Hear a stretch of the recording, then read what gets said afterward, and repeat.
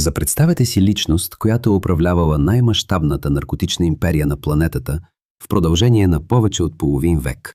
Без полицейските бази данни да съществува дори една единствена нейна снимка до 2010 година. Индивид, за чиято глава Съединените американски щати бяха обявили парична награда от $15 милиона, но който пребиваваше необезпокоявано в рощия си щат, посещаваше ресторанти и дори даваше интервюта пред репортери. Човек, който надживя всички свои съюзници, надхитри десетки операции на тайните служби и остана недосегаем до навършването на 76 години. Това не е литературен герой от криминален роман, нито пък холивудска измислица. Това е истинската хроника за Исмаел Замбада Гарсия, наричан Ел Майо, най-успешният наркобарон в историята, чиято тактика на невидимост превърна мексиканския картел от Синалоа в транснационална корпорация с годишен оборот, надхвърлящ $3 милиарда. Докато Пабло Ескобар организираше показни екзекуции и изграждаше зоологически градини, докато Ел Чапо Гусман прокопаваше тунели из затворите и попадаше на кориците на списанията, Ел Майо продължаваше да се укрива в сянката, изграждайки методична империя, която преобрази същността на организираната престъпност. Това е разказът за това как наследникът на беден земеделец от забравено от Бога селце се превърна в главен архитект на най-могъщата машина за дрога в съвременността, оставайки призрачна фигура за правоохранителните органи на два континента. В мексиканския щат Синалоа, разположен покрай бреговата ивица на Тихия океан, се намира територия, която местното население нарича Златния триъгълник – планински масив в граничната зона между щатите Синалоа, Дуранго и Чиуауа. Именно там, в малкия селски център Ел Аламо, разположен в община Кулиакан, на 1 януари 1948 година, се ражда Исмаел Замбада Гарсия. Семейството на Замбада е типично за тази географска област. Бащата, Модесто Замбада Лупиньо, и майката, Инес Гарсия, се занимават с натурално земеделие, отглеждайки царевица и фасул по стръмните планински склонове. Исмаел има 5 братя и сестри, като всички те още от ранна детска възраст се сблъскват с крайната бедност. В семейното жилище липсва електричество до средата на 60-те години на 20 век. Водопроводна инсталация изобщо не съществува, а най-близкото училище се намира на няколко часа път пеша по планинските пътеки. Според спомените на съселените, рода Замбада живее в толкова тежка нищета, че децата често ходят боси дори през зимния период, когато температурите в планината се спускат до нулата. Прозвището Ел Майо Исмаел не получава случайно, като тук се крие любопитен детайл, който много анализатори пропускат. Според една от хипотезите, прякорът е свързан с месеца на неговото раждане. На испански език майо означава май, въпреки че той се ражда през януари. По-убедително тяснение предлага бившият агент на Агенцията за борба с наркотиците Фил Джордан. Названието произлиза от думата мажордомо, управител на имението, индивид, който ръководи всичко, оставайки скрит зад гърба на господаря. Точно такава позиция заема Замбада през целия си житейски път. Той не е публичен лидер, а сив кардинал и истински мозък зад властта. Трета версия свързва прякора с неговия ръст и телосложение. Исмаел е бил нисък и слаб младеж, като Майо може да е съкратена форма на майорито, малък майор, командир в умален вид. Въпреки това, решаващият фактор за бъдещия наркотрафикант се оказва не прозвището, а родното му място. Златният триъгълник на Синалоа не случайно носел това име. Още през 19 век тук се отглежда опиков мак, а през 40-те години на 20 век, по време на Втората световна война, когато Съединените щати са отрязани от азиатските доставки на опиум, американското правителство на практика легализира производството на опиум в Мексико за нуждите на фармацевтичната индустрия. Програмата Операция Пипи официално насърчава мексиканските стопани да засаждат макови насаждения. След края на военните действия тази нужда отпада, но селените от Синалоа вече са осъзнали, че 1 хектар с макови полета носа от 20 пъти по-голяма печалба в сравнение с царевицата. Към края на 50-те години на 20 век, планинските масиви на Синалоа са гъсто засяти с плантации за опиков мак и марихуана. В тази обстановка израства Исмаел Замбада. През 60-те години на 20 век, когато Исмаел е на около 15 години, той напуска училище след завършване на 3-ти клас. Това е максимумът, който селското училище в Ел Аламо може да осигури. Неговата грамотност е минимална, а познанията му по математика се ограничават до нуждите на търговията. Младежът обаче притежава остър ум и изключителна наблюдателност. Той работи заедно с баща си на нивата и именно там за първи път наблюдава начина, по който функционира истинския бизнес. Местните земеделци, отглеждащи мак, получават парични средства от посредници, наричани комисионери, които изкупуват опиевата смола и я транспортират до градовете. Тези лица пътуват с джипове, носят скъпи бутуши и револвери на кръста. Един от тези посредници е роднина на семейството на Замбаве по майчина линия и именно той дава на 15-годишния Исмаел първата му задача – да пренася бали с марихуана по планинските пътеки до сборните пунктове. Първоначалните приходи са скромни – около 100 песос за курс, което по онова време се равнява на приблизително $8, но за едно селско момче това представляват огромни средства. Замбада бързо се доказва като надежден, мълчалив и изпълнителен работник. Той никога не задава излишни въпроси, не закъснява и не прави опити да открадне стоката. Тези качества, надеждността и мълчанието, ще се превърнат в негова визитна картичка през следващите десетилетия. Към края на 60-те години на 20 век Исмаел вече не е обикновен носач. Той става шофьор на камион, превозвайки марихуана от планинските райони на Синалоа до граничните градове Тихуана и Сиудад Хуарес. Маршрутите са рисковани. Планински пътища, където всеки завой може да се окаже последен.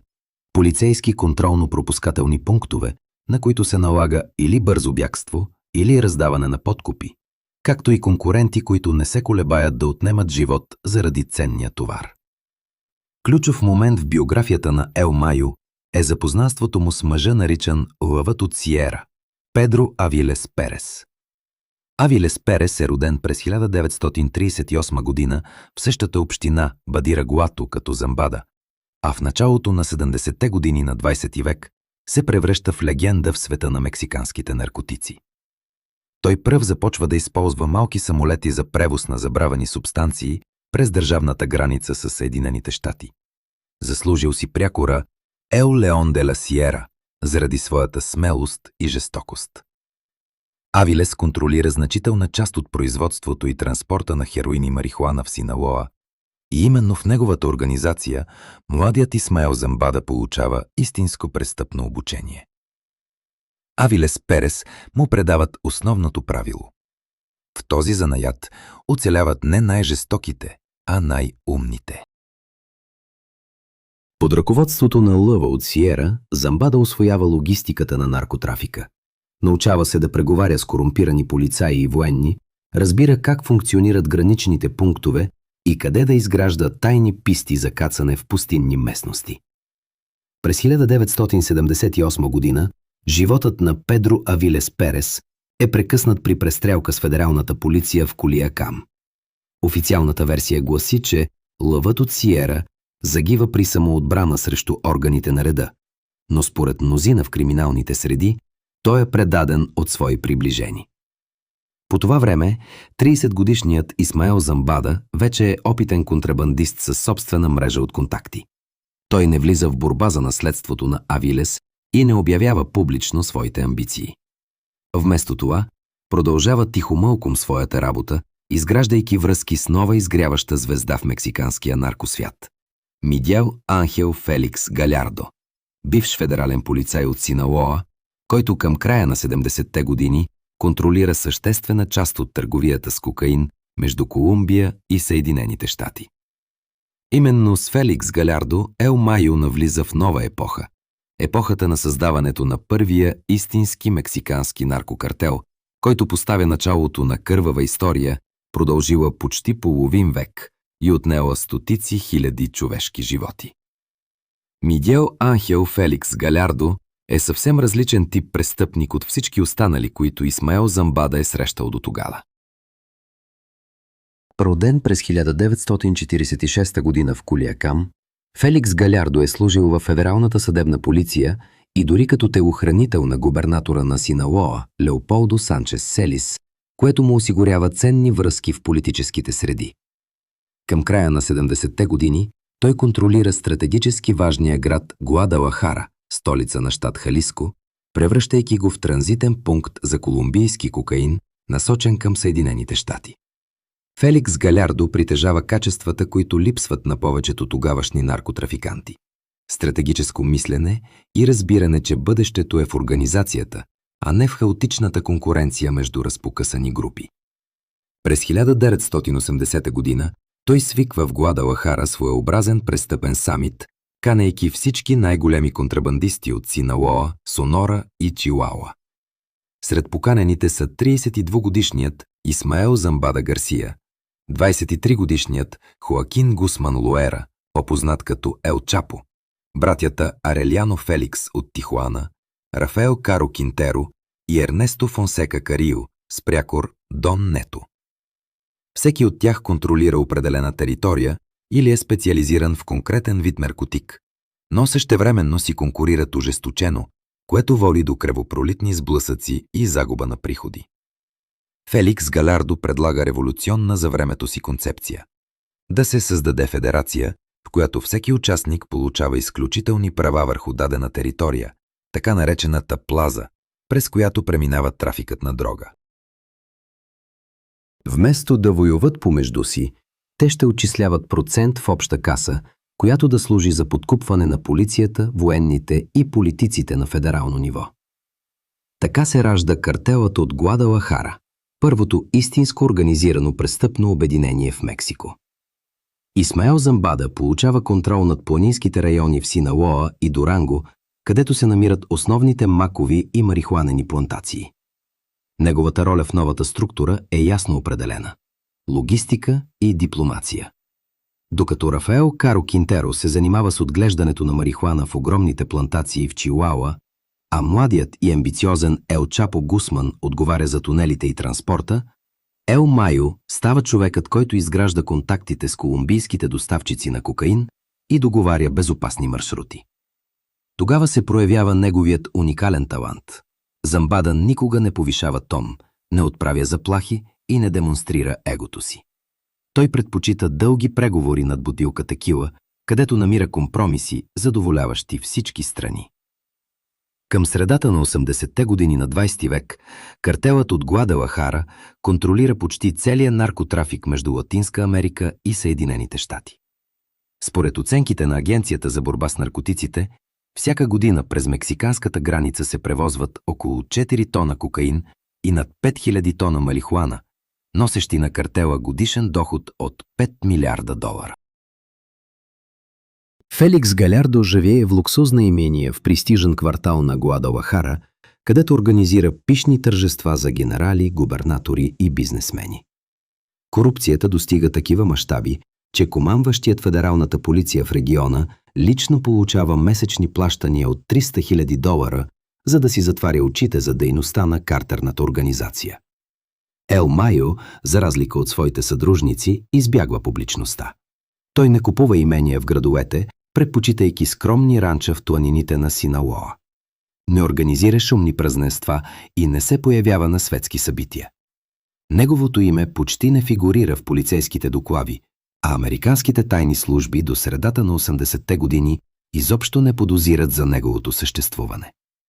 Въпреки това, златният век на картела от Гуадалахара приключва внезапно. Като катализатор се оказва събитие, чието последици променят цялата мексиканска наркоиндустрия. На 7 февруари 1985 година в Гуадалахара е отвлечен агентът на Агенцията за борба с наркотиците Енрике Кики Камарена Салазар. 37-годишният Камарена работи под прикритие и успява да събере компрометираща информейшнация за плантациите на Картера, което води до мащабна операция, наречена Операция Кръстник, през ноември 1984 година, когато мексиканската армия с подкрепата на хеликоптери унищожава гигантска марихуанена плантация с площ над 1000 хектара в пустинята на Чиуауа, собственост на Рафаел Каро Кинтеро. Щетите се оценяват на около 8 милиарда долара, а лидерите на картела жадуват за отмъщение. Камарена е заловен в близост до консулството на Съединените щати в Гуадалахара през деня. Заедно с него е отвлечен и мексиканският пилот Алфредо Салала Лейва, който е помагал на агента в разследването. Двамата са отведени в едно от тайните имения на картела, където са подложени на часове наред изтезания. Дали Исмаел Замбада е присъствал в това имение, е въпрос без категоричен отговор. Според показанията на някои свидетели, дали по-късно изявления пред американските власти, Ел Майо се е намирал в Гуадалахара по онова време, но не е участвал пряко в мъченията. Въпреки това, като член на ръководството на картела, той няма как да не е знаел какво се случва и да не е дал своето съгласие. Труповете на Камарена и Савала са открити на 5 март 1985 година в ранчо в щат Мичоакан. Съдебните медици установяват, че агентът на Агенцията за борба с наркотиците е починал от черепно-мозъчна травма след часове на изтезания. Убийството на американски федерален служител се превръща в точка, от която връщане назад няма. Съединените щати започват мащабна акция в историята за залавяне на убийците с кодово наименование Операция Легенда. Стотици агенти на Агенцията за борба с наркотиците са прехвърлени в Мексико, като американското правителство оказва безпрецедентен натиск върху мексиканските власти, заплашвайки с санкции в търговията и затваряне на границата. И един след друг лидерите на картера от Гуадалахара започват да палят. През април 1985 година е арестуван Рафаел Каро Кинтеро в Коста Рика, където е избягал след убийството. През същата година Ернесто Фонсека Карио е вкаран в затвора. Ел Майо отново доказва способността си да остава невидим, докато неговите съюзници попадат под обективите на камерите и с белезници на ръцете. Замбада се изпарява в планините на Синалоа, където е защитен не само от труднодостъпния терен, но и от лоялността на местното население, за което той е благодетел, изграждащ училища и болници. Краен удар върху картела от Гуадалахара е нанесен на 8 април 1989 година, когато в луксозна къща в Гуадалахара е арестуван самият Мигел Анхел Феликс Галярдо. По ирония на съдбата, той е предаден от човек от собственото си обкръжение, получил награда от американските власти. Преди ареста си, Феликс Галярдо, осъзнавайки, че времето му изтича, провежда последна среща с ключовите фигури от организацията. На тази среща, състояла се вероятно в края на 1988 или началото на 1989 година, той разделя териториите на Мексико между останалите лидери. Братята Ареляно Феликс получават Тихуама и Долна Калифорния. Град Хуарес отива при Амадо Карио Фуентес, по-късно станал известен като Господаря на небесата. А Синалоа, неговият роден щат, е разделен между 3 души – Исмаел Замбада Гарсия, Хоаким Гусман Лоера и Ектор Луис Палма Салазар. Така върху руините на картела от Гуадалахара се ражда новият картел от Синалоа, който под невидимото ръководство на Ел Майо ще се превърне в най-могъщата наркоимперия в историята на човечеството. Разделението на териториите, извършено от Феликс Галярдо преди неговия арест, би могло да предизвика кървава война за преразпределение на сферите на влияние, но Исмаел Замбада осъзнава, че конфликтът ще донесе полза само на една страна – американските и мексиканските правоохранителни органи. В началото на 90-те години на 20 век, докато неговите съюзници са малко над 30 годишни, 42-годишният Ел Майо вече се ползва с репутацията на мъдър стратег, чието решения се базират не на емоции, а на хладен математически разчет. Именно тогава той формулира принципа, който се превръща в негово жизнено кредо и му позволява да живее на свобода в продължение на почти половин век. По-добре е да си богат и жив, отколкото мъртъв герой.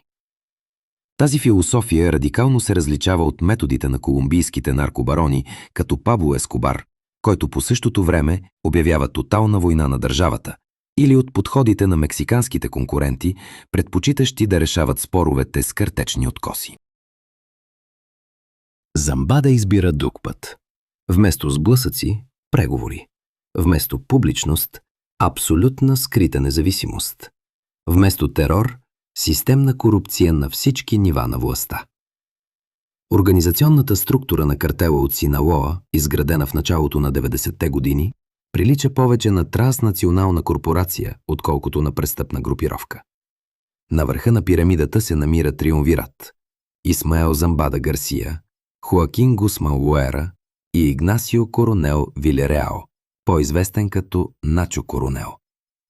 Формално тримата са равни, но в действителност Ел Майо заема позицията на главен стратег и арбитър по спорните въпроси. Под тях са разположени регионалните ръководители, така наречените Хефе де Пласа, които контролират конкретни територии и гранични пунктове. Всяка плаза функционира като автономна единица със собствени събирачи на пари, превозвачи, счетоводители и килъри, но всички те отчисляват процент към ръководството и се подчиняват на обща стратегия. Тази клетъчна структура прави картела практически неуязвим. Арестът на един регионален началник не влияе върху дейността на останалите, ама негово място незабавно идва нов заместник.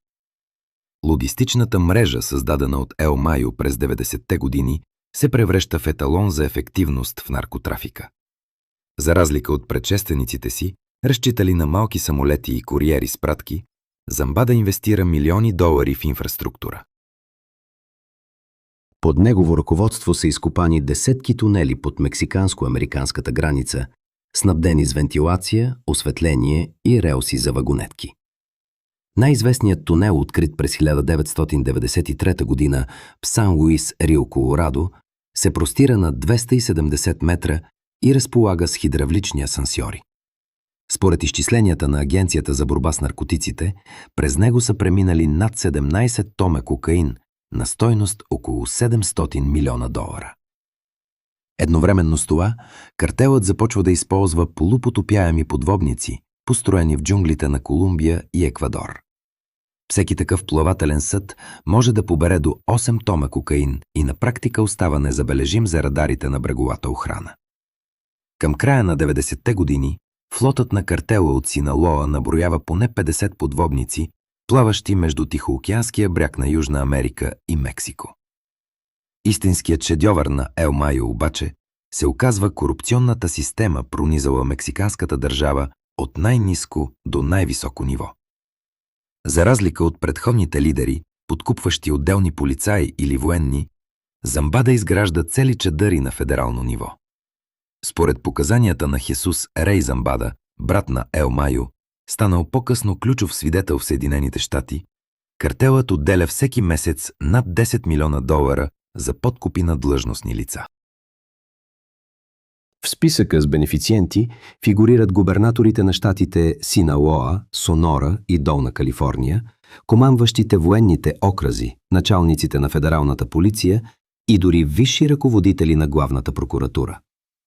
Една от ключовите фигури е генерал Хесус Гутиерес Реболо, назначен през 1996 година за ръководител на Националния институт за борба с наркотиците, който в действителност получава до $500 000 месечно, за да предоставя на картела информация за предстоящи акции и арести. Когато през 1997 година Гутиерес Реболо е разобличен и задържан, това предизвиква международен скандал, но до тогава Ел Майо вече е изградил дублиращи канали за връзка с други корумпирани генерали. Съюзът с колумбийските картели се превръща в друг стълб за успеха на Синалоа през 90-те години. След разгрома на картела от Меделин през 1993 година и отслабването на картела от Кали в средата на десетилетието, мексиканците престават да бъдат обикновени превозвачи и започват да диктуват условията. Ел Майо лично води преговорите с братята Родригес Орехуела от Кали, а в последствие и с картера Норте Вае. Условията са сурови. За всеки килограм превозен кокаин, мексиканците получават не парични средства, а половината от товара, който след това реализират в Съединените щати чрез собствени канали. Това означава, че при доставка на 1 тон кокаин от колумбийците, Синалоа прибира за себе си 500 кг. Като си има предвид, че към края на 90-те години през мексиканската граница преминават около 300 тона кокаин годишно, делът на картела възлиза на не по-малко от 150 тона чист продукт на стойност приблизително 4 милиарда долара на едровия пазар в Съединените щати. Въпреки този търговски триумф обаче, зад гърба му се простира кървава следа. На 24 май 1993 година на летището в Гуадалахара се случва събитие, разтърсило цяло Мексико и превърнало се в символ на това колко дълбоко наркомафията е проникнала в тъканта на обществото. В този ден на летищния паркинг избухва престрелка между килъри на картела от Синалоа и наети убийци от братята Ареляно Феликс от Тихуана. Целта на нападението е Ел Чапо Гусман, следрян от хората на Ареляно в продължение на няколко дни. В суматохата на боя, когато са изстреляни над 40 автоматични патрона, куршум оцелва бял автомобил Гранд Маркис, в който се намира кардинал Хуан Хесус Посада Сокампо, най-висшият църковен сановник в Западно Мексико. 76-годишният кардинал загива на място от 14 огнестрелни рани. Официалната версия заявява, че убийството е грешка. Наемниците объркали колата на духовника с тази на Гусман. Въпреки това, мнозина експерти смятат, че кардинал Посадас е ликвидиран умишлено. Той многократно е разобличавал публично корупцията във властта и връзките на политиците с наркокартелите, което го прави опасен свидетел. Убийството на кардинал Посадас се оказва не само национален срам, но и катализатор на война, която в продължение на цяло десетилетие превръща северозападно Мексико в истинска кланица. Корените на конфликта между картера от Синалоа и този от Тихуана датират от 1999 година, когато Мигел Анхел Феликс Галярдо разделя териториите между наследниците си. Братята Ареляно Феликс, Бенхамин, Рамон, Франциско Хавиер и Едуардо получават контрол над стратегически важната плаза в Тихуана, през която преминава около 40% от целия наркотрафик към Калифорния. Амбициозните братя обаче не възнамеряват да се задоволят само с транзита. Те искат да контролират целия Тихоокеански коридор от Долна Калифорния до Синалоа, което неизбежно води до сблъсък с Ел Майо и Ел Чапо. Първият мащабен сблъсък става през ноември 1992 година в нощен клуб в Пуерто Валярта, където се намират членове на двете групировки. Рамон Ареляно Феликс, най-младият и жесток сред братята, лично ръководи нападението срещу хората на Ел Чапо Гусман. В престрелката загиват 6 души, включително племенник на Гусман. Ел Чапо се спасява по чудо, скривайки се в тоалетната, но унижението е толкова силно, че той се кълне да отмъсти на Ареляно на всяка цена. Именно това лично отмъщение довежда до събитията на летището в Гуадалахара 6 месеца по-късно, когато загива кардиналът. След убийството на духовника, мексиканското правителство под натиска на църквата и обществото е принудено да действа. Ел Чапо Гусман е арестуван на 9 юни 1993 година в Гватемала и екстрадиран в Мексико, където получава 20 години затвор за убийството на кардинала, въпреки че вината му никога не е доказана категорично. Арестът на Гусман би могъл да отслаби позициите на Синалоа, но Исмаел Замбада демонстрира умение да превръща кризите в възможности.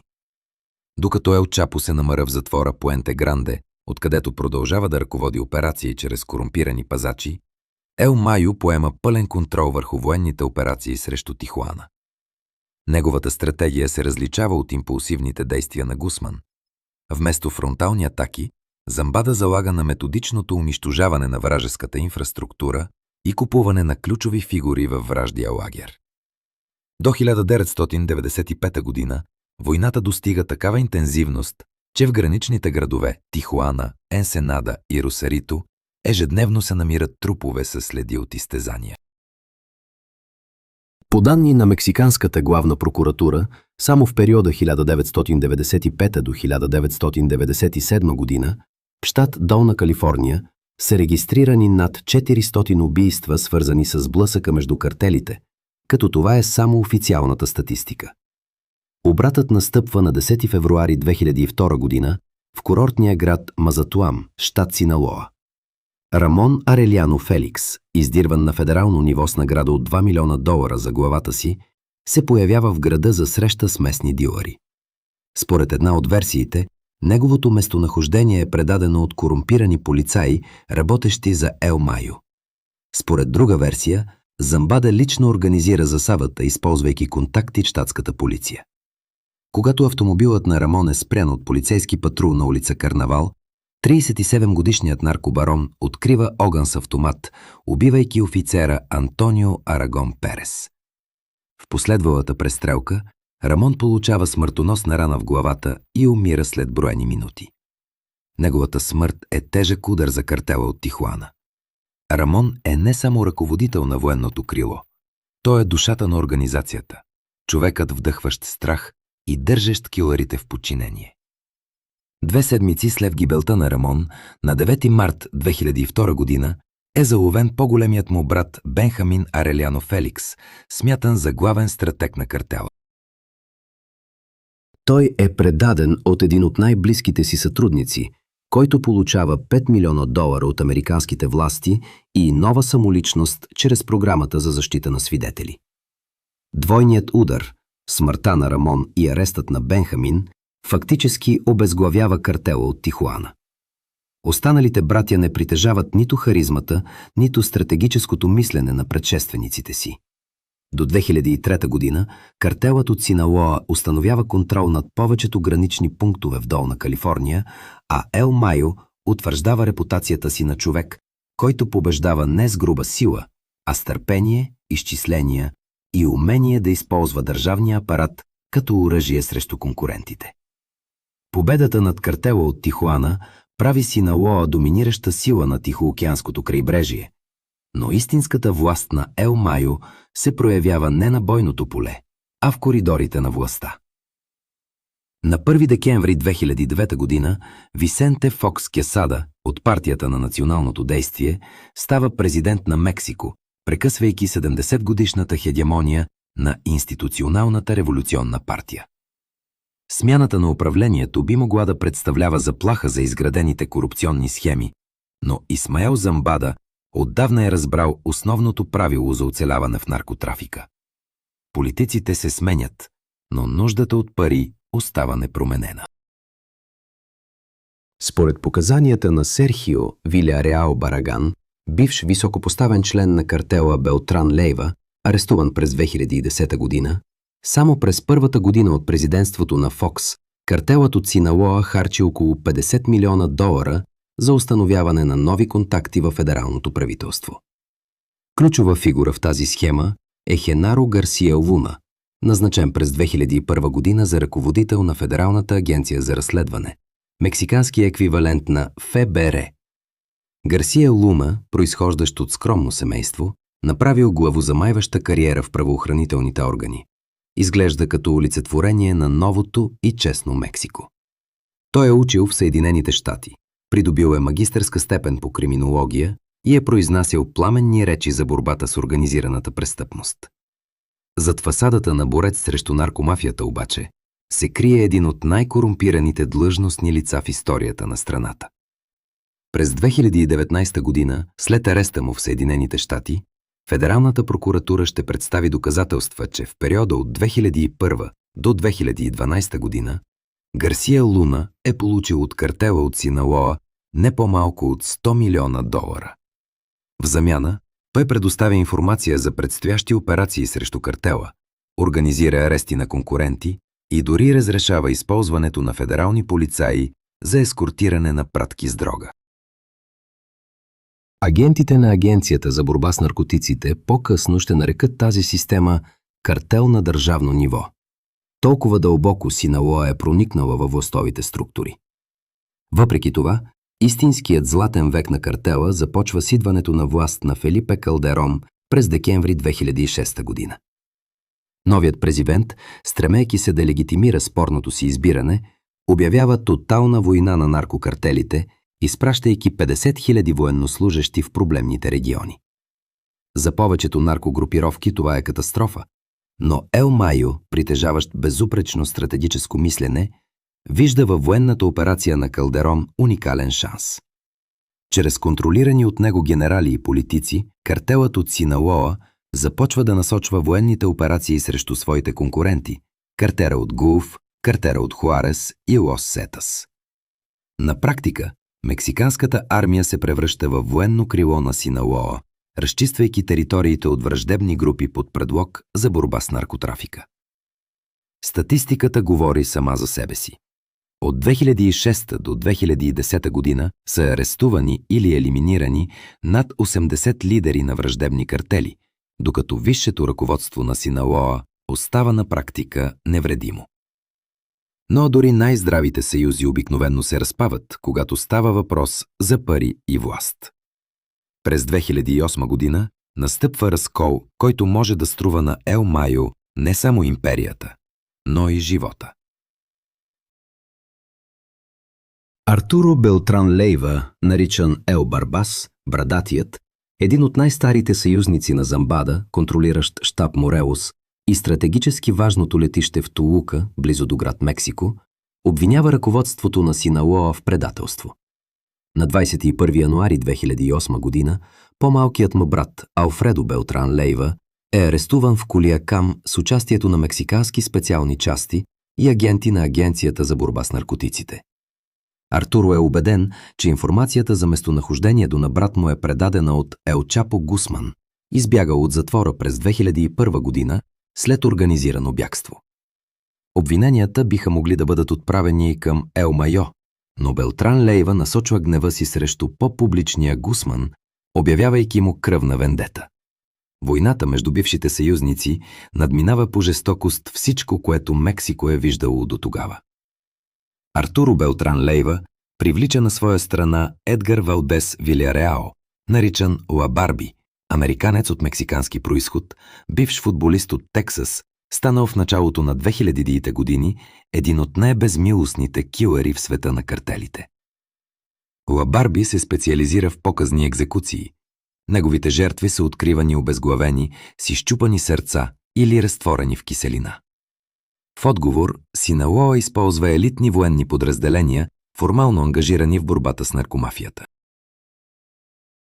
На 16 декември 2009 година около 200 морски пехотинци щурмуват луксозен апартамент в курортния град Куернавака, където се укрива Артуро Белтран Лейва.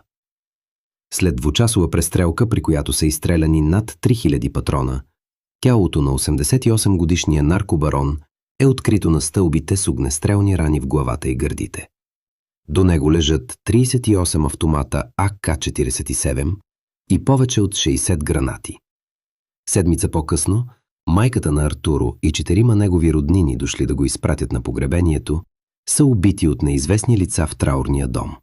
Отмъщение, което мнозина приписват на хората на Ел Майо. Така, Исмаел Замбада за пореден път доказва: предателството в неговия свят се наказва единствено със смърт, при това със смъртта на цялото семейство на предателя. Едва приключила войната с Белтран Лейва, на хоризонта се появява заплаха, принуждаваща всички мексикански картели да преразгледат своите стратегии за оцеляване. Лос Сетас, военизирана групировка, създадена от бивши членове на елитните специални сили на мексиканската армия, към края на 2000-те години се трансформира от военно крило на картела от Гулф в самостоятелна и най-жестока организация в историята на латиноамериканската наркопрестъпност. Техните основатели, 31 дезеркьори от елитното подразделение, обучени от американски и израелски инструктори, внасят в престъпния свят тактики на антитерористични операции, военна дисциплина и невиждана дотогава жестокост. Ако традиционните картели използват насилието като бизнес инструмент, за Сетас насилието се превръща в самоцел, средство за тотално запушване на устата на населението и конкурентите. Конфликтът между картера от Синалоа и Лос Сетас е неизбежен.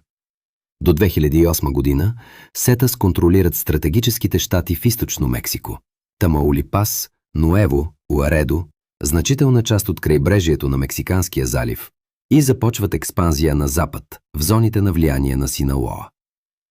През есента на същата година настъпва окончателният разрив между Лос Сетас и картела от Гулф, техните бивши работодатели, което довежда до хаотична война всеки срещу всеки в Северно Мексико. Исмаел Замбада винаги предпочитал дипломацията пред прекия конфликт, този път няма как да избегне сблъсъка. Сетас не признават старите правила, не спазват териториалните споразумения и избиват всички изпречили се на пътя им, от конкуренти до репортери и цивилни граждани. Ел Майо взема стратегическо решение да сключи временно съюзничество с остатъците от картела от Гулф и други регионални групировки за съвместна борба срещу общия враг. Това, което се развива в мексиканските щати Тамаулипас, Нуево Леон и Коауила в периода 2010 до 2012 година, историците на наркопрестъпността определят като най-кървавия период в историята на войната с наркотиците.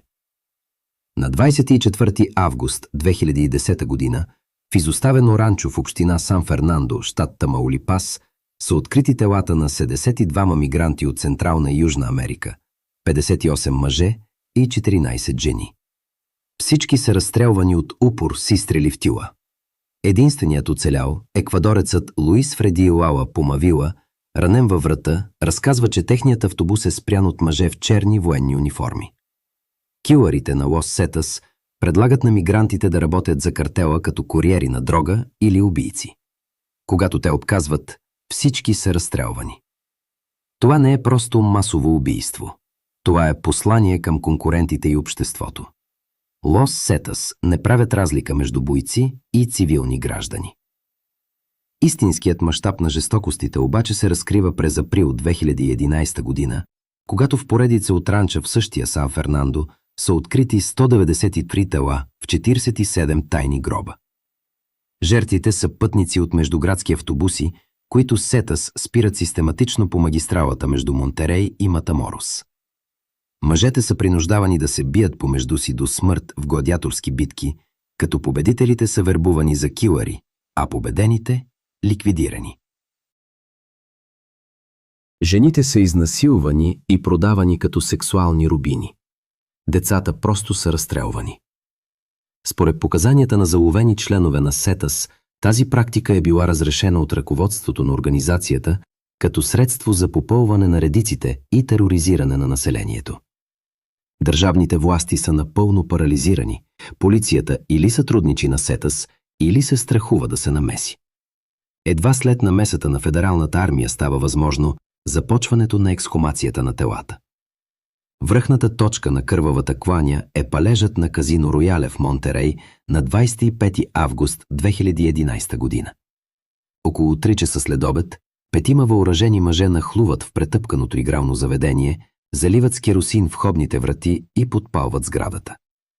52 души, включително жени и деца, загиват задушени от дима или изгорели живи, не успявайки да се измъкнат от пламналия локал. Сред жертвите има 83-годишна възрастна жена и 15-годишен тинейджър. Нападението е акт на отмъщение. Собствениците на казиното отказали да платят така наречения «деречо де писо» – такса за правото да се води бизнес на територията, контролирана от Сетас.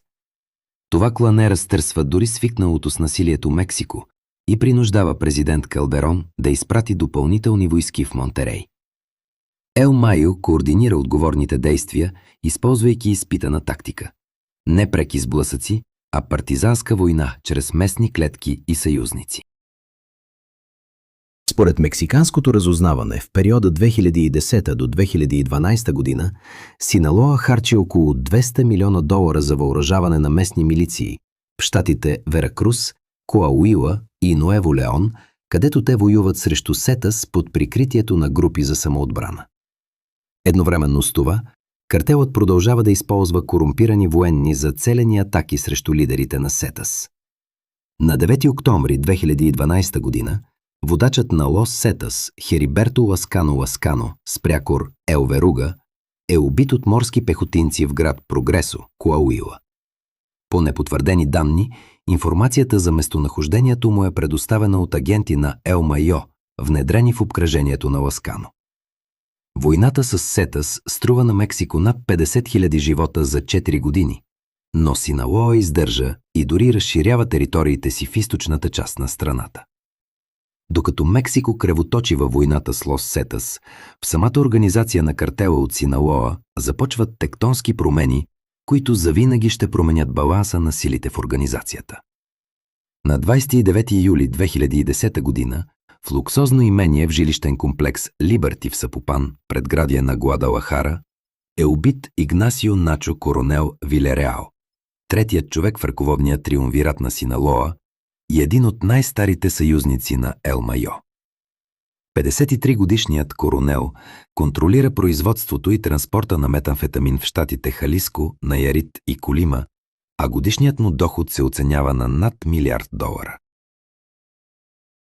Официалната версия твърди, че Коронел загива при престрелка с военнослужещи, провеждащи акция по указания на американските тайни служби. Въпреки това, мнозина експерти смятат, че информацията за местонахождението на Начо е подадена от собствените му партньори в картела. Към 2010 година в Синалоа нараства напрежението между старата гвардия, оглавявана от Ел Майо, и младия агресивен слой, ръководен от Ел Чапо Гусман и неговите синове.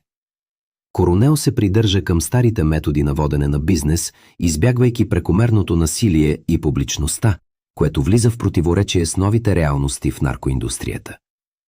Смъртта на Начо Коронел прави Исмаел Замбада и Хоакин Гусман равноправни партньори начало на най-големия мексикански картел. Но техните подходи към бизнеса са кардинално различни. Ел Чапо, чието прякор означава нисичкият заради ръста му от 168 см, притежава харизма и безстрашие, граничещо с безразсъдство. Той редовно се появява на публични места, дава интервюта пред репортери, а фотографиите му попадат на страниците на таблоидите. През 2009 година списание Forbes включва Гусман в списъка на най-влиятелните личности на планетата под номер 61, оценявайки състоянието му на $1 милиард. Ел Майо, напротив, остава призрачна фигура. До 2010 година американските тайни служби нямат нито една надеждна снимка на Замбада. Първото изображение се появява единствено благодарение на дезертьор от обкръжението на картела, предало на Агенцията за борба с наркотиците кадър от частно тържество. На снимката е запечатан нисък, слаб мъж на около 60 години с мустаци, каубойска шапка и карирана риза. Човек, който лесно може да бъде объркан с обикновен селянин от Синалоа. Публичността на Ел Чапо обаче има цена. На 22 февруари 2014 година, след 13 години на свобода, Хоакин Гусман е арестуван от морски пехотинци в курортния град Мазатлан.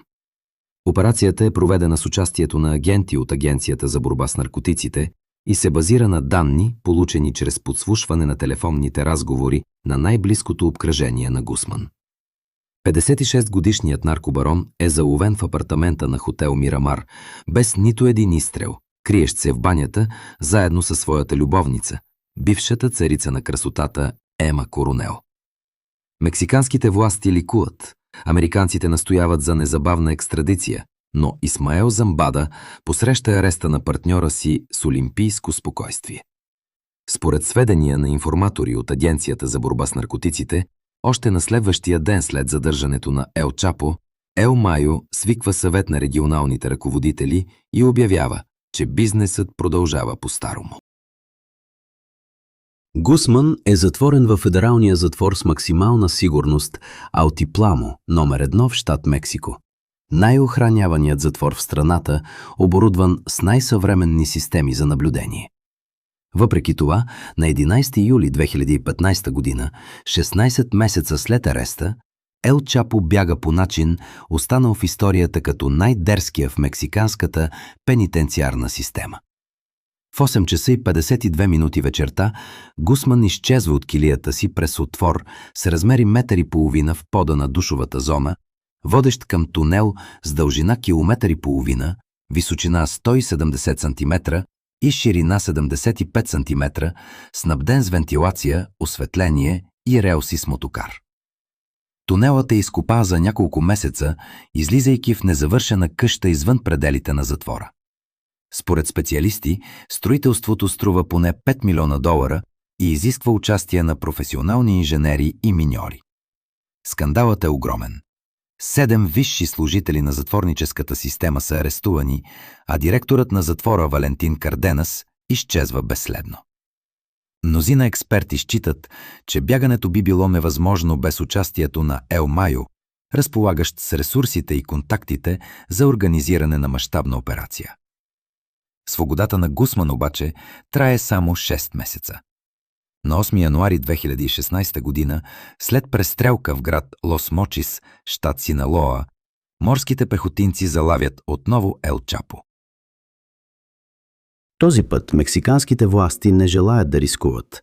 На 19 януари 2017 година Хоакин Гусман Лоера е екстрадиран в Съединените щати, където го очаква доживотен затвор без право на предсрочно освобождаване. Исмаел Замбада Гарсия, на възраст 68 години, става едноличен лидер на най-големия наркокартел на планетата. И докато американските власти обявяват награда от $15 милиона за главата му, Ел Майо продължава да живее в родния си щат Синалоа, доказвайки всеки ден, че истинската власт няма нужда от публичност. Екстрадицията на Ел Чапо в Съединените щати освобождава Исмаел Замбада от необходимостта постоянно да балансира между собствената си предпазливост и импулсивността на партньора, но едновременно с това му поставя ново предизвикателство. Американският наркопазар преживява революция и картелът от Синалоа трябва или да се адаптира, или да отстъпи място на конкурентите. Към средата на 2010-те години търсенето на кокаин в Съединените щати се стабилизира на около 300 до 350 тома годишно. Пазарът на хероин е наситен с афганистански и турски опиум, а марихуаната е изтласквана от легализацията в десетки щати. На хоризонта обаче се появява продукт, който ще преобърне цялата индустрия и ще донесе на картелите невероятни печалби при минимални разходи. Фентанилът, синтетичен опиоид, 50 пъти по-силен от хероина и 100 пъти по-силен от морфина. Ел Майо, винаги притежаващ нюх към перспективни направления, е сред първите мексикански наркобарони, оценило потенциала на синтетичните наркотици.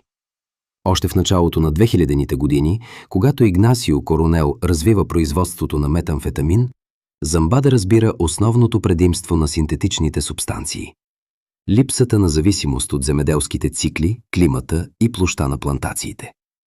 1 килограм опиков мак, отгледан в планините на Синалоа, след всички етапи на преработка дава около 100 грама хероин. 1 килограм фентанил може да бъде синтезиран в тайна лаборатория за 48 часа, използвайки прекурсори на стойност около $3000, а след това смесен с пълнители, увеличавайки обема от 10 до 15 пъти. Пазарната стойност на килограм чист фентанил достига $1,5 милиона. Рентабилността е фантастична – над 500% чиста печалба. Проблемът се състои в придобиването на химическите прекурсори, необходими за синтеза на фентанил. 4-анилино-N-фенетилпиперидин и N-фенетил-4-пиперидон. Производството на тези съставки изисква сериозни химически познания и оборудване, с които мексиканските картели не разполагат. Решението идва от изтока. Към 2015 година картелът от Синалоа установява преки контакти с химически компании в китайските провинции Хубей, Шандун и Гуандун, където стотици легални и полулегални фармацевтични фабрики произвеждат прекурсори за световния пазар. Китайските доставчици изпращат химикалите в Мексико под формата на индустриални разтворители и багрила, използвайки фалшиви компании и неистински сертификати. Според Агенцията за борба с наркотиците, в периода от 2015 до 2019 година картелът от Синалоа внася от Китай не по-малко от 50 тона прекурсори за фентанил, достатъчни за производството на повече от 200 тона готова дрога. В планините на Синалоа, в труднодостъпни райони на общините Бадирегуато и Сан Игнасио, изникват десетки тайни лаборатории, където химици от Мексико, Аржентина и Колумбия синтезират фентанил и негови аналози – карфентанил, ацетилфентанил, фуранилфентанил. Лабораториите са разположени в отдалечени ранча, маскирани като обикновени земеделски стопанства, снабдени с генератори, вентилационни системи и охрана от картелни килъри. Държавните власти дори не правят опити да провеждат акции в тези зони. Местната полиция е на заплата при Ел Майо, а федералната армия получава щедри подкупи, за да не забелязва очевидното. През 2018 година мексиканските военнослужещи провеждат единствената мащабна акция в планините на Синалоа, унищожавайки лаборатория в околностите на селцето Ел Саладо.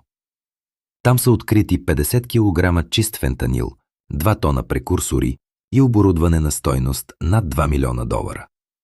Това обаче е само една от стотици подобни лаборатории. Последиците от епидемията с фентанил за Съединените щати се оказват катастрофални.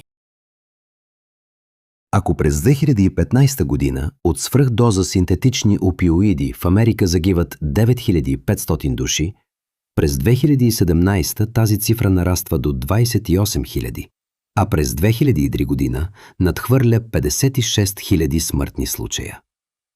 Фентанилът се превръща в оръжие за масово унищожение. Поради своята изключителна мощ, дори микроскопична грешка в дозировката води до мигновенна смърт. Наркозависимите, свикнали с хероин, не могат да изчислят безопасна доза.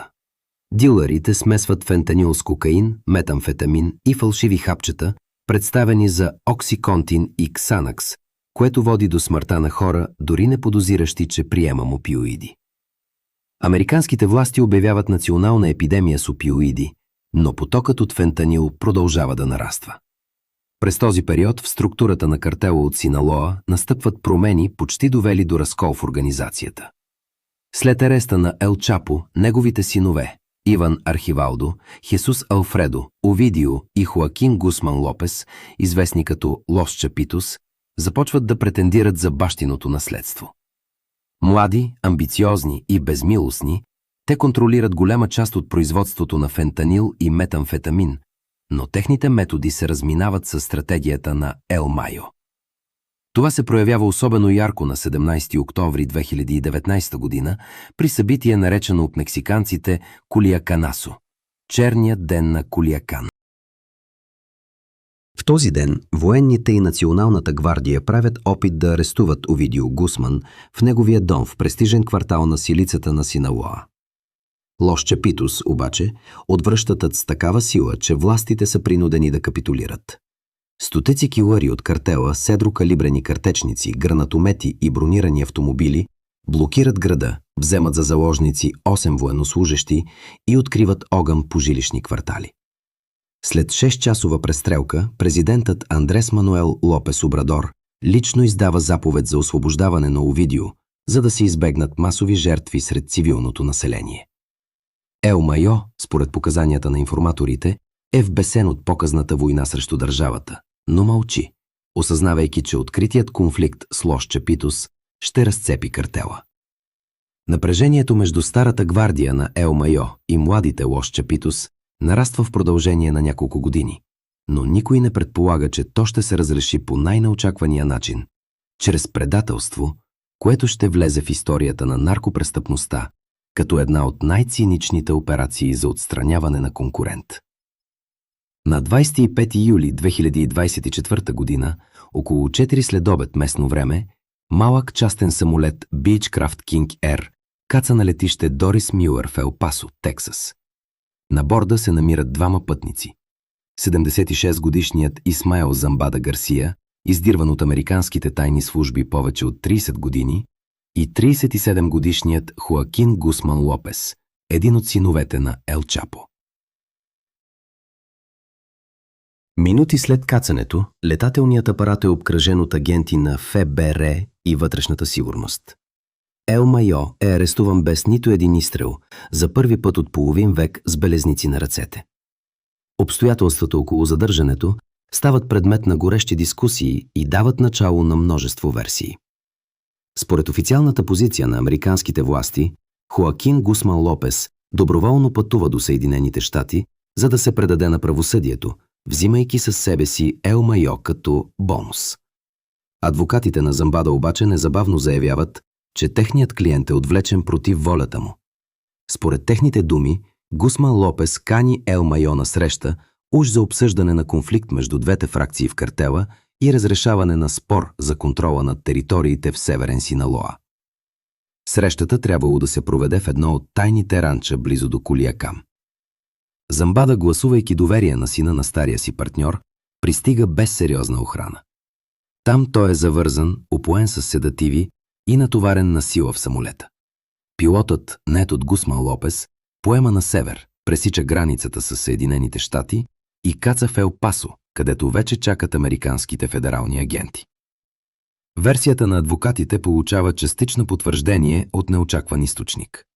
Президентът на Мексико, Андрес Мануел Лопес Обрадор, публично заявява, че мексиканските власти не са участвали в операция и не са били предупредени, което предизвиква дипломатически скандал между двете държави. Освен това, губернаторът на Синалоа, Рубен Роча Моя, твърди, че в деня на отвличането Ел Майо трябвало да се срещне с него и с местния депутат Ектор Мелендес за обсъждане на политически въпроси, но така и не се появява на срещата. Ако това отговаря на истината, означава, че дори на 76 години Исмаел Замбада продължава да поддържа преки контакти с най-високите политически кръгове в Синалоа. Версията за отвличането се потвърждава косвено и от факта, че към момента на ареста Ел Майо показва следи от физическо въздействие и се намира в състояние, оказващо принудително транспортиране. Обвинителният акт, внесен от Федералната прокуратура на източния окръг на Ню-Йорк, включва десетки пунктове.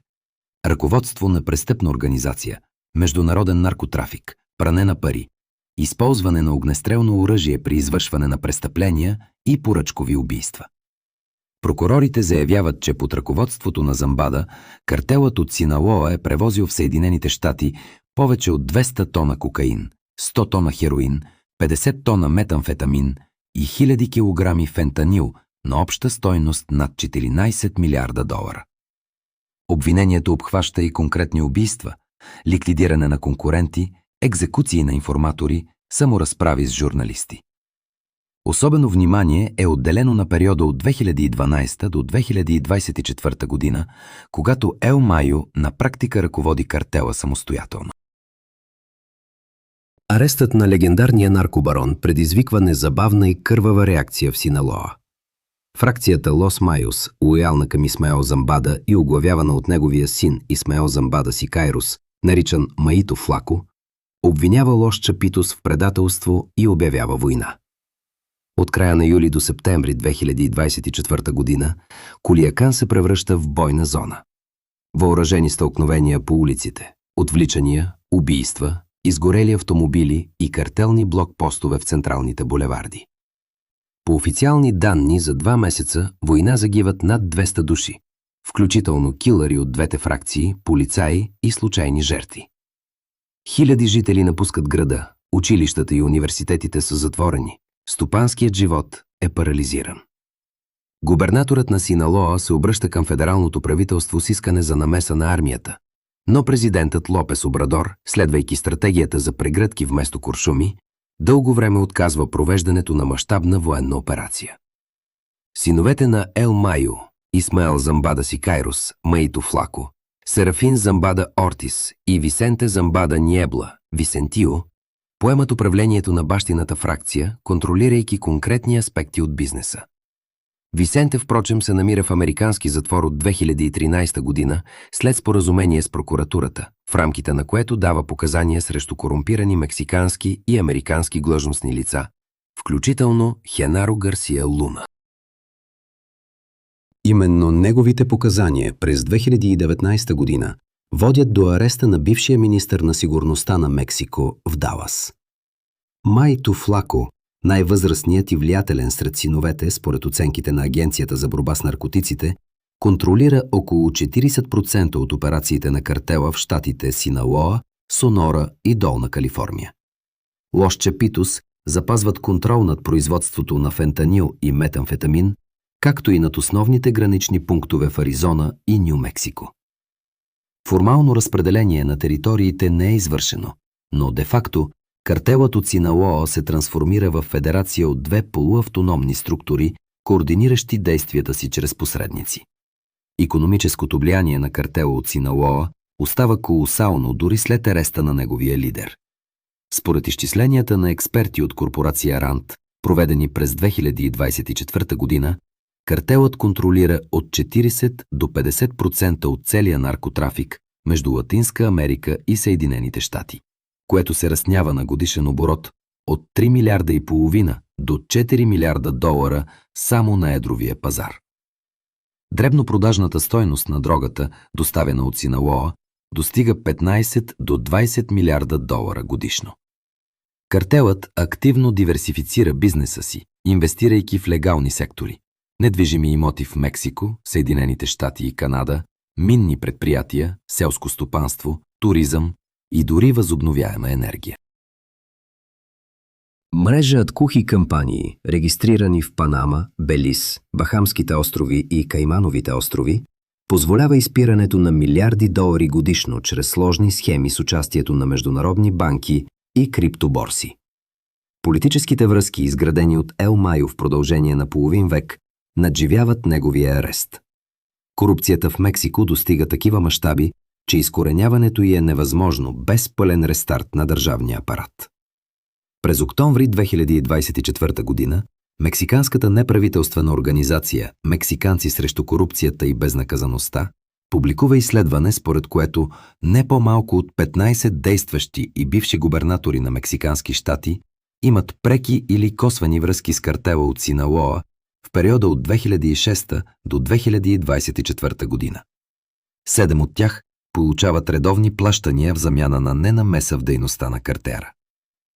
3 бивши генерали от мексиканската армия, заели командни длъжности в северните военни окръзи, са под разследване по обвинения в получаване на подкупи от наркоструктури. Процесът срещу Хенаро Гарсия Луна в Съединените щати показва колко дълбоко картелът е проникнал във висшите етажи на властта. През февруари 2023 година той е признат за виновен по всички 5 точки на обвинението, а през октомври 2023 е осъден на 38 години затвор. Трансформацията на наркотрафика в епохата на дигитализацията представлява друго предизвикателство за картела, но Синалоа демонстрира способност за адаптация и тук. От 2020 година картелът активно използва съобщения с криптиране от край до край, блокчейн технологии за финансови транзакции и Даркнет за намиране на нови клиенти. Дроновете се прилагат за превоз на малки партиди дрога през границата, както и за разузнаване и наблюдение на движенията на правоохранителните органи. През 2023 година Граничната служба на Съединените щати прихваща повече от 200 дрона, пренасящи общо около 3 тона фентанил и метамфетамин. Картелът инвестира също в производство на фалшиви хапчета, неотличими от оригиналните медикаменти – оксиконтин, ксанакс, адерал, но съдържащи смъртоносни дози фентанил. Тези хапчета се продават чрез социалните мрежи и Даркнет платформите на милиони американски тинейджери и млади хора. Сравнявайки Исмаел Замбада с други легендарни наркобарони, става очевидно защо именно той се оказва най-успешният. Пабло Ескобар контролира 80% от световния пазар на кокаин в апогея на своята власт, но империята му рухва за 2 години, след като обявява война на държавата.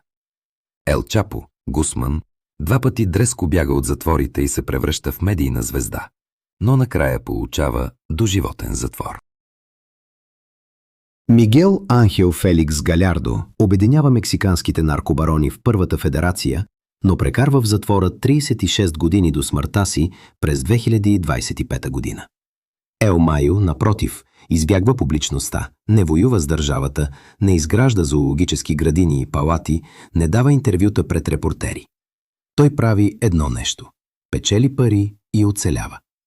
Неговата стратегия се гради на 3 стълба – тотална корупция вместо конфронтация, децентрализирана клетъчна структура вместо строга вертикална подчиненост и абсолютна невидимост вместо култ към личността. Какво очаква Картера от Синалоа без неговия главен архитект е открит въпрос. Оптимистите сред американските правоохранителни органи се надяват, че арестът на Ел Майо бележи началото на края на организацията, като вътрешните противоречия ще я разкъсат на части. Реалистите подчертават, че за 70 години война с наркотиците нито една голяма организация не е напълно унищожена. На мястото на падналите се появяват нови. Картелът от Синалоа е твърде добре интегриран в икономиката на две държави, твърде дълбоко проникнал във властовите структури, твърде ефективно приспособяващ се към променящите се условия. Търсенето на дрога в Съединените щати не намалява, а расте. През 2024 година повече от 107 000 американци загиват от свръхдоза, подобрявайки всички рекорди. Докато съществува търсене, ще има и предлагане. Докато милиони американци са готови да плащат за фентанил, кокаин и метамфетамин, ще съществуват и тези, които ще им ги продават. Исмаел Замбада Гарсия. Ел Майо прекарва в свобода 76 години, от които повече от половин век е посветен на наркотрафика, спечелва милиарди долари, надживява десетки войни и стотици операции на тайните служби. Призракът изчезва, но сянката, хвърлена от него върху два континента, остава. Тази сянка ще съществува, докато наркотрафикът носи приходи, надхвърлящи БВП на отделни държави, докато корупцията остава норма, а не изключение, докато милиони хора от двете страни на границата зависят от икономика, изградена върху бял прах и сини хапчета. Историята на Ел Майо не е история на един отделен човек. Това е разказ за система, която го е родила и която ще надживее неговия арест, неговия съд и неизбежната присъда.